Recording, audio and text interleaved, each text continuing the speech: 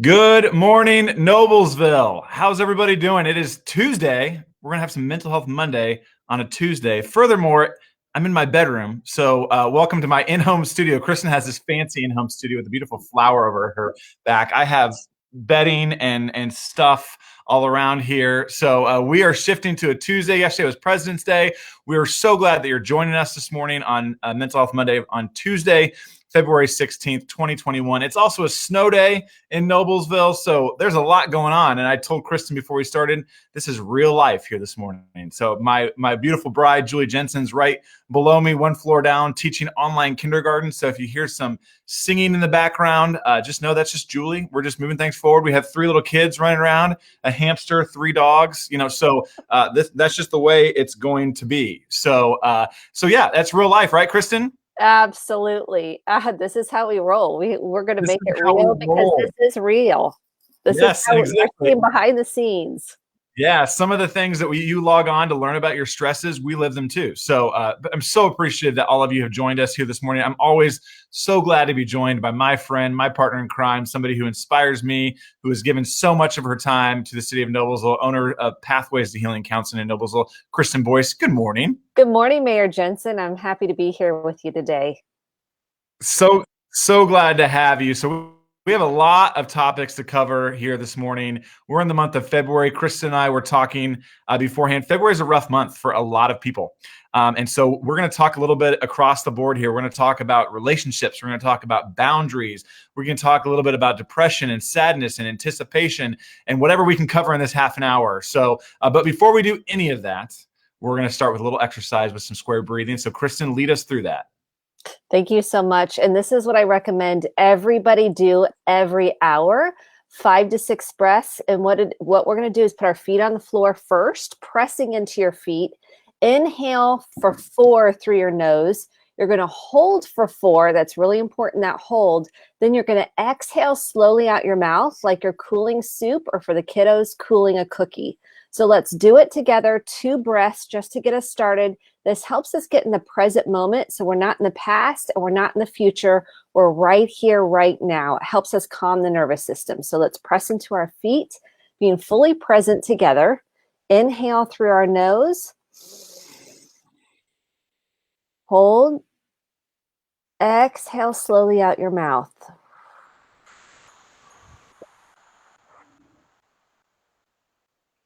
You'll notice how my shoulders completely dropped. It's like I'm letting the air out of the balloon. I'm letting all that tension, stress, tightness, overwhelm, anxiety, depression out of my body. So my body's not holding it, and that boosts our immune system. So let's do it together one more time. Inhale. Hold. Exhale slowly out your mouth.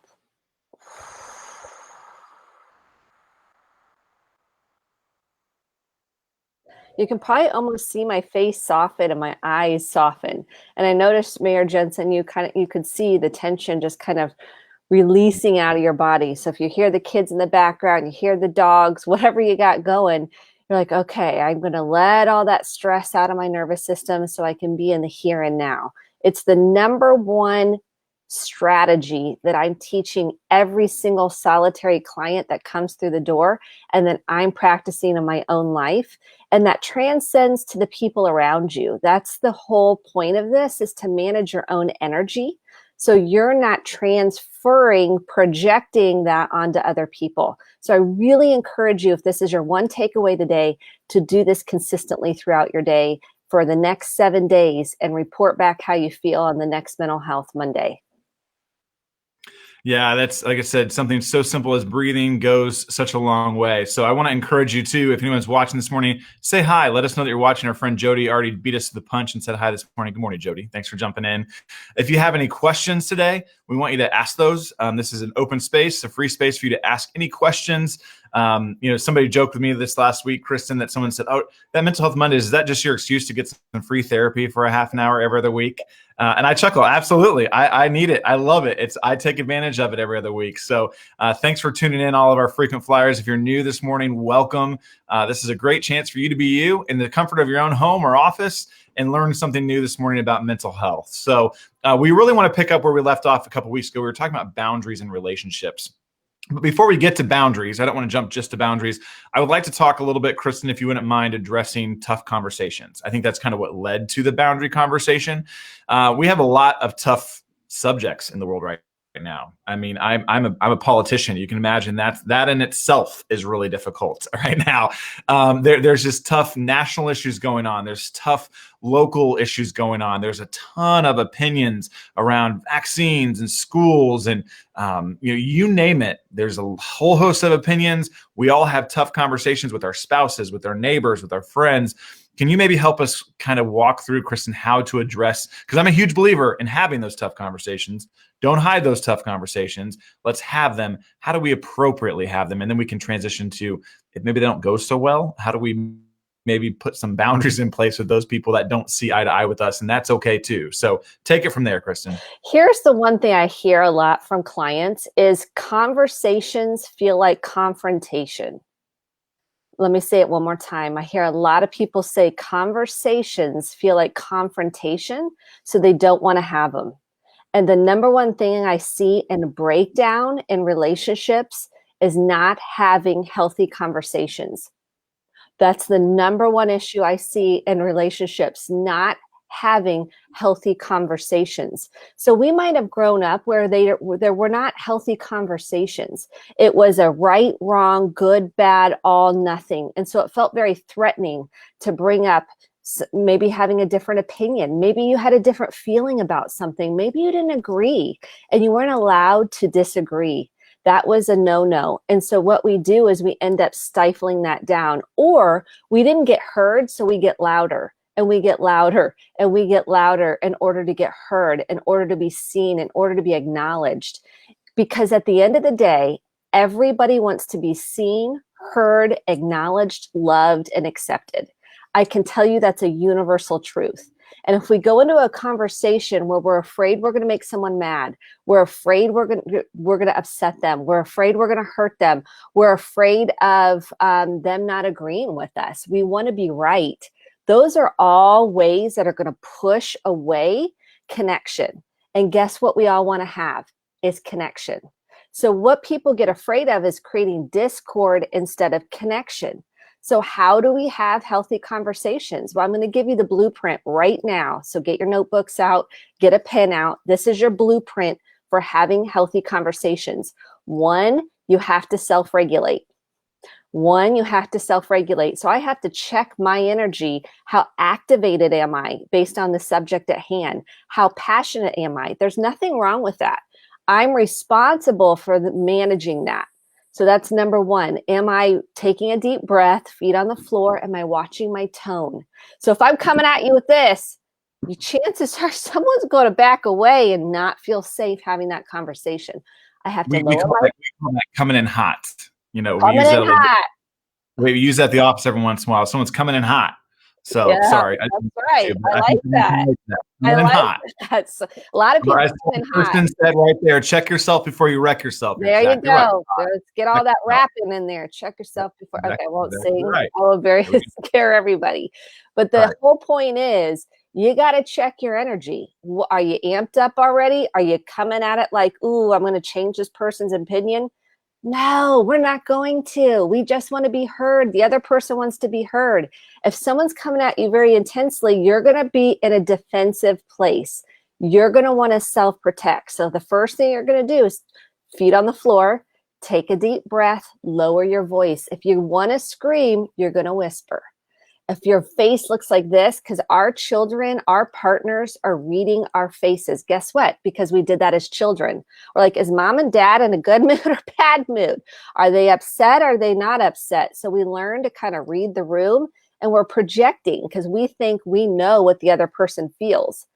We need to just check our own stuff. We need, instead of checking them, we need to check our own stuff. So take a deep breath, and you're going to use an I feel statement. This is what people get all backwards. They're like, I feel like you. And I'm like, oh, that's an opinion and a judgment. Take a deep breath. I feel with a core emotion in there. Let's take a reminder on what those core emotions are from the movie Inside Out, Disney movie. Recommend everybody watch that as a family so you have shared language. Those core emotions are sadness. We really don't want to go there. And right now, everybody feels sadness on some level, whether it's buried or it's not. Everybody has sadness. These are universal, okay? Fear. Everybody's got fear. It's human. It's part of the human experience. Disgust. People don't like that one because it feels so intense. These are all on a continuum. You know, we're not coming at it at a 10, maybe we're at a 1 or a 2 on disgust. Anger. That's how we get afraid of. Rage. There's a difference between rage, which is at a 10 plus, and anger, which can help us set healthy boundaries, which we're going to get into. And then we have joy, excitement, and if we need earmuffs, sexual excitement, but that's the truth. We are neurobiologically wired for all of those emotions. So when we communicate, we want to use one of those 7 core emotions. Typically, I tell people to choose from typically sadness, which are the most vulnerable. Choose a more vulnerable emotion, and fear. Try on being a little bit more vulnerable. And then you're going to say, I feel sad because I really want to connect with you. And this is taking us towards disconnection and discord. And I really want to move towards connection. That's a way to say it. I'm giving you a cheat sheet. And we start off by the acknowledgement sandwich, which I teach. So thank you for sharing your opinion. And we do not use the word but. X-nay it from your vocabulary. How do you feel when someone goes, I love you, but you... Don't you just feel like you feel slimed, you feel yucky, it feels manipulative, that someone's trying to be. So replace but with and. So thank you for sharing your opinion, and I feel sad because this is moving us towards disconnection and I really want to connect with you. And it feels so good when we can connect. And if we don't agree on this issue, that's okay. Let's put a pin in it. Okay? We're basically saying we're not going to make each other change each other's minds. That's what we spend so much energy doing. Instead of listening and going, okay, here's where we're at. We're in such a different place around this, and that's okay. Let's put a pin in it so we can go back to connecting again. And this may not be the time to have this conversation. Sometimes we have to decide for ourselves, how much are we going to continue a conversation where we're hitting our head against a brick wall? That's up to us to decide. Now, as adults, we get to decide what our boundaries are. Let's define what boundaries are. Boundaries are what's okay with you and what's not okay. It's that simple. What's okay with you and what's not okay with you. We have rigid boundaries and we have diffuse boundaries. We don't want either one of those. We don't want like controlling boundaries. That's not what that is. We can say, this is what's okay with me. This is not what's okay. That's how you can communicate boundaries. Boundaries come from, if you didn't grow up with someone having healthy boundaries, maybe you had a very controlling environment, that will affect you on how you set boundaries. Maybe you didn't have any boundaries at all. Maybe it was a free-for-all. That will affect you and how you set boundaries. Maybe you never knew what you were going to get. And so you kind of had to be the parent in some ways. You had to kind of make sure your mom or dad was okay. That will affect you and how you set boundaries. So we have to examine, how do I set boundaries and how did I get here? Am I afraid to say what's okay and not okay? Here's the second part of boundaries. People a lot of times push your boundaries. People are like, well, I told them my boundary and they kept going. I'm like, yeah, because that doesn't mean that other person's going to change. Then you get to decide if they're going to keep pushing your boundaries, what's your next one going to be? Are you going to get up and say, hey, thank you for sharing that. And this doesn't feel good anymore. So I'm going to get up and walk away. And when we can talk to each other in a different way, I'm happy to re-engage. See, as children, we didn't get that opportunity. I was going to chime in there because I wanted about the relationships. I love my good friend and your good friend Rachel Hall said, no more buts. Great theme for this. No more buts, people. And when it comes to these conversations at the very beginning, and then also transitioning to boundaries now, I think it's so easy to talk. First of all, I've learned so much about how you were raised affects how you are as an adult. And I've learned that a lot over the last year or so, as we talked a lot about mental health and different subjects that we've approached. So much of our childhood is now, how we are as an adults, and how important it is as a parent that I'm projecting correctly to my children as well. But I want to talk a little bit about boundaries and how to communicate those boundaries. I think that's the toughest part. You talked a little bit about how to set boundaries in your head, and I'd love you to touch on that too. But then how do you communicate those? Because that in itself is an awkward conversation, right? How do you communicate those boundaries to those people you're trying to set them with? A lot of times, and those are great questions, a lot of times we have fear around setting boundaries. We have fear of what the other person's going to think of us. We have a fear of how are they going to react? Are they going to get mad at us? Are they going to get upset? We have a fear of being rejected. We have a fear of being abandoned. We have a fear of just dysregulating somebody. And so we hold back and we don't set boundaries. We don't set healthy boundaries because we're afraid of the other person's response. I cannot tell you hands down how many times that they're like, well, and they predict how the other person's going to react. They're like, well, I'm not going to say that because they're going to get upset. I'm like, well, that may or may not be true. We have to learn how you're going to have a voice in a healthy way, regardless of how the other person responds. Because if you're contingent and you're tied and you're tethered to how the other person responds, you will never be free. You will never be free to say it in a healthy way. So how do we set boundaries? We say, like I said, thank you for sharing that. And I feel sad and afraid when here's one of the things I get real cautious of, because when I say that can cause defense, and I can't be responsible for the other person's feelings. This is a misnomer that I can say it in a healthy way. I can't take responsibility for the other person's feelings. That's up to them to own their own feelings and be able to self-soothe and self-regulate and tend to those. I can't caretake the person through it. That's called codependency. So if I start trying to caretake that person, I'm moving away from my voice. So I can say something like, I feel sad and afraid, to go back to how to say it. I feel sad and afraid because I really want to connect with you. And I feel really like we're moving towards disconnection. What can we do to create more connection right now between us? That's what it would look like. Another way to say is, if you want to be more direct and more clear, is it's okay. It's not okay when you talk to me in that tone of voice. I can't hear you. I start shutting down and I start wanting to self-protect. If you could take your voice down a notch, I can totally hear you better, and I'm happy to re-engage.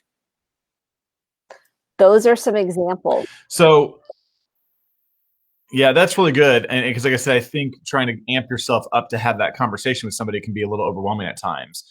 So trying to think ahead of time what you're going to say, how you're going to say it, and what that looks like for you.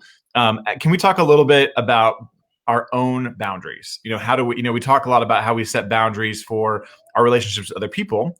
Maybe we're working on ourselves, which you talk a lot about, and trying to set boundaries for yourself that are realistic. And I know that maybe sounds a little crazy, but I'm sure there's been people, there's been instances where people are trying to, protect themselves from certain things or keep themselves, how do we set boundaries in our own life? And how might you tee that conversation? I guess it's with yourself, but how do you tee that exercise up for yourself to go through? Yeah, I think the first part of this whole exercise is to recognize that we all have defense mechanisms to try to protect ourselves, to kind of try to protect ourselves from that rejection, that hurt, that disconnection, that fear of abandonment. And so we spend a lot of time in that space rather than exploring how do I create connection within myself? So we have to connect here first. And then how do I create connection with other people? We cannot love without boundaries. So let me say it again.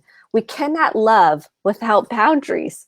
Love, that means I'm clear on what's okay and what's not okay for me, and I can communicate that. So I can communicate it's not okay to raise your voice at me. I'll be happy to re-engage with you when you can talk to me in a different way. That's clear, that's direct. I'm not mincing words. I'm not tap dancing around it. I'm not sweeping things under the rug.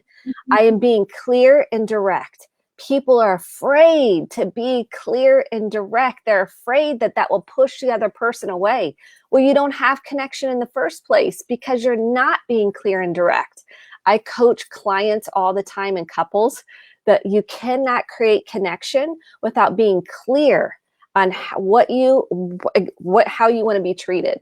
So we cannot love well without boundaries. It's like having your yard without clear, boundaries. Like we all have a property line, right? Or if you're in an apartment, it doesn't matter. We all kind of know where our boundaries are, right? We know where our boundaries are. When we don't communicate those clearly, we don't have connection. When we don't communicate boundaries clearly, we do not have connection. And that's simply saying, hey, that's not okay to talk to me like that, or I love you and I care about you. And again, no buts, no always, no never. So I love you, but you always yell at me, or you always, okay, that's defense. What do we want to do? If someone says you always, you never, I want to poke holes in that. I want to go, well, yesterday, or you never take the trash out. I'm like, well, last week I took the trash out, because we want to poke holes in it. We want to defend. So stay away from I want you to ex-nay these from your vocabulary, but always, never, and starting off sentences with you. Please do not start off a sentence with a you. You always, you never, you do. Guess what we want to do is go, no, well, I want to get defensive. I want to protect myself. I want to tell you how that's not true. So those are ways to immediately get defenses up. That's not communicating boundaries. That's judgment. That's opinion. That's not communicating clearly and directly. And that's what we weren't taught. We weren't taught to start with an I feel with a core emotion in there. Again, those 7 core emotions, and then say how you feel and what you want. You want connection. Say it. Say you want connection. So I feel sad because I really want to connect with you. And when we're on our phones, you know how we're all like this now, and we're like, and like, no, I hear you. I hear what you're saying. They're like, no, I want your presence. The greatest gift you can give another human is your full presence. That's all people want right now. They're craving it. We're neurologically wired for it. I implore you to give it to yourself through journaling, through meditation, through prayer, through exercise, movement, yoga, whatever that looks like for you, so you can offer that up to all the souls on this planet that you care about. You can't give a greater gift, but you can't do it if you're not getting present with yourself. I love that. And one area I want to touch on too, and it's based on, I'm going to get somewhere with this here in a second, so follow me for just a minute. How we relay our feelings, how we communicate our feelings, I think is so important. That's something I've learned so much over the last several years. I am, as you can imagine, sometimes people have thoughts or feelings about me or our leadership style. And oftentimes I see them on social media, for example. And I would just like to, I imagine that's not the best way to communicate how we feel about somebody. So can we talk about maybe some ways that, going back to your presence, and maybe what are some good ways of communicating that? And then what are maybe some bad ways? Like I said, I'll lead on the bad ways with just posting on a wall. What are good ways and what are bad ways to communicate our feelings, our boundaries with someone? So the first thing is, if you're really triggered by something, don't fire it off an email or a text or post on social right away, please. Like that's I'll tell people, do not pass go, do not collect $200. Like they're so particular. And I'm like, all right, I get it. Write it out in your phone, put it coming in hot. Put it in a note, write it out to get it out. Do not send. Do not send. How many times have we gotten so fired up over something we saw, we read, and then we're like, oh, okay, I maybe I should have thought about that, wrote it out, prayed over it, whatever that looks like for you before I sent it. That's number one. I call it doing the crappy, put it down for like, don't even censor it. Don't even edit it, but don't send it. Then go back and use an I feel statement. I've done this many times in my life. I feel sad because I feel afraid because I really want XYZ and I don't feel heard. And would you be willing to sit down with me and so we could share and connect and listen to one another and try to get into the solution rather than the problem? Many people focus on the problem and they don't shift into the solution, and they want the other person to fix it. Well, guess what? If you're not clear and you don't communicate in a grounded way, it's going to get lost in translation between all the intensity, rather than a centered, grounded way to communicate. You can feel when someone's grounded and centered. You can certainly have your own feelings. That's okay. It's what are you doing with them? Are you calling names? Are you cussing at the other person? Are you so intense that you're not able to regulate yourself, that the other person can't even hear you? And a lot of people think they're right, and they come from that place rather than an open dialogue. The minute we come with being right, we've set up a hierarchy in the relationship.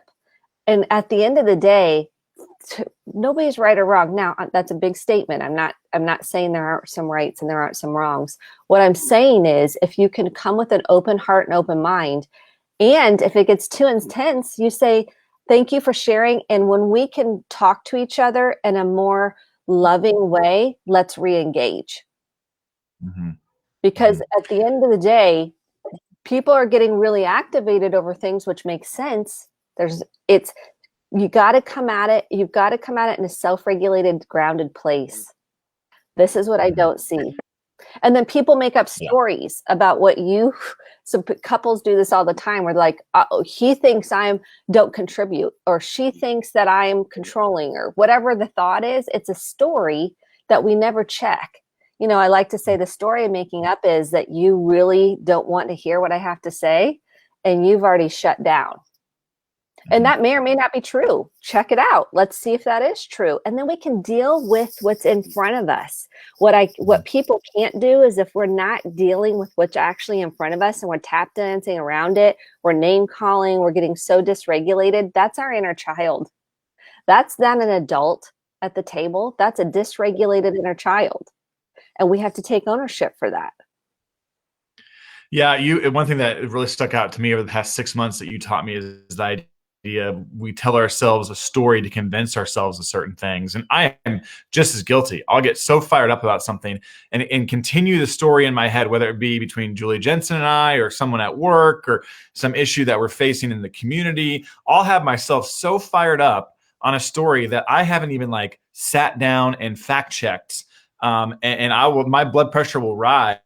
And so I've really tasked myself of, before that story gets too long, before I get to chapter 2, go and evaluate that story for myself, ask questions, or address it with somebody and say, hey, I'm thinking this, where are you at with this? Or, hey, Julie, are you really, whatever. And we'll have an honest conversation. And that usually stops the story right there.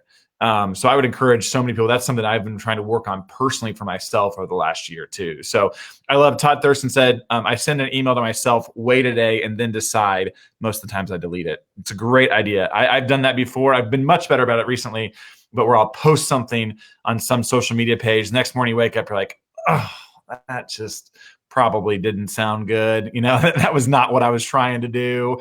So, however, you got to decide for yourself how you do it. But I also get back to, I'm a firm believer in face-to-face communication. So grab a cup of coffee with somebody, talk it through, call them up.